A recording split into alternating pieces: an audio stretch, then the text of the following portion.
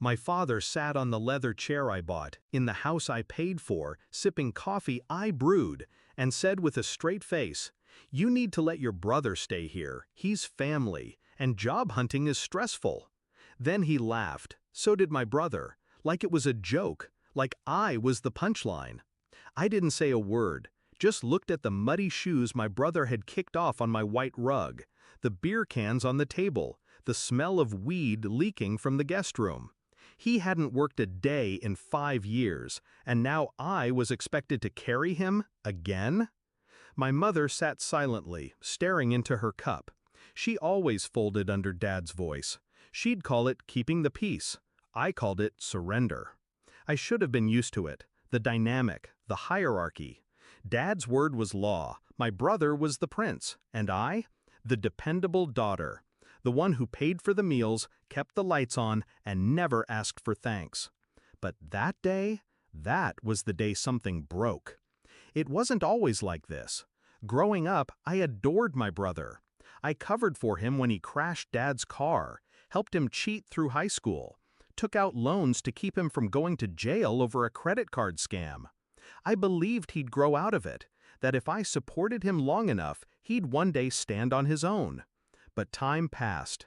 He didn't change, only I did. The real shift happened when I noticed my savings bleeding out faster than I could explain. I checked the utilities account, then the credit cards, then the Wi-Fi bill. Turns out my brother had been using my name, my cards, my credit, all without asking. My own father co-signed the Wi-Fi line in my name for his son's gaming setup. When I confronted them, Dad shrugged. "You make more than enough. Why are you so greedy?" Greedy. That word echoed in my head for days. I didn't argue, not once. I didn't scream, I didn't cry, I didn't ask for apologies. Instead, I planned. Step 1, stop paying. I let the Netflix die, the phone bill, the groceries. I stopped stocking beer. I replaced the Wi-Fi router with a locked one they couldn't access. Step 2, legal. I met with a lawyer, quietly. The house was mine, bought with my money, my name on the deed, my signature on every document. I had receipts, photos, bank transfers, texts. I had evidence of financial abuse, trespassing, identity fraud. Step 3, timing. I waited until rent was due, until both of them had racked up days of ordering food on my apps, driving my car, using my accounts. Then I changed every password, froze my credit, removed my dad's cosign from everything I legally could, and I filed a restraining order. The court date was cold. I wore black. My brother showed up late in sweatpants. My father didn't bother to shave. They thought it would be a slap on the wrist, a scolding, maybe a payment plan. Instead, I let the evidence speak. The judge listened as I laid out the months of stolen funds, screenshots of Uber Eats orders from my cards, texts from my brother joking about being basically a dependent. The final nail was a voice recording. My brother, high, laughing on a call. "She acts like she owns the house. Technically she does, but like, so what? She owes me for being born." Even the judge winced.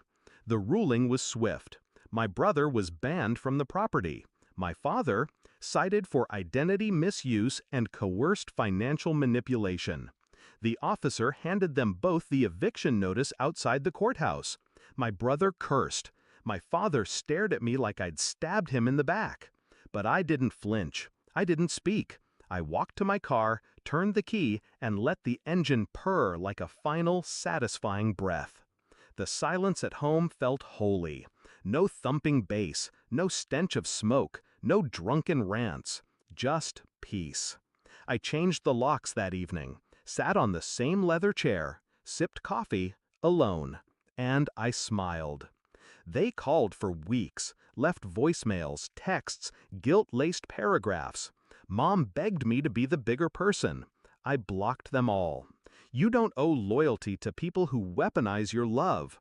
You don't feed the same mouths that spit on your boundaries. I used to think family was about blood, that I was broken for feeling unloved. But now I know I wasn't broken. I was just finally done pretending. Final reflection. They laughed when they thought I was soft. They mocked me for drawing lines. But now they know I wasn't drawing lines. I was building walls. And they're on the other side of them. Forever.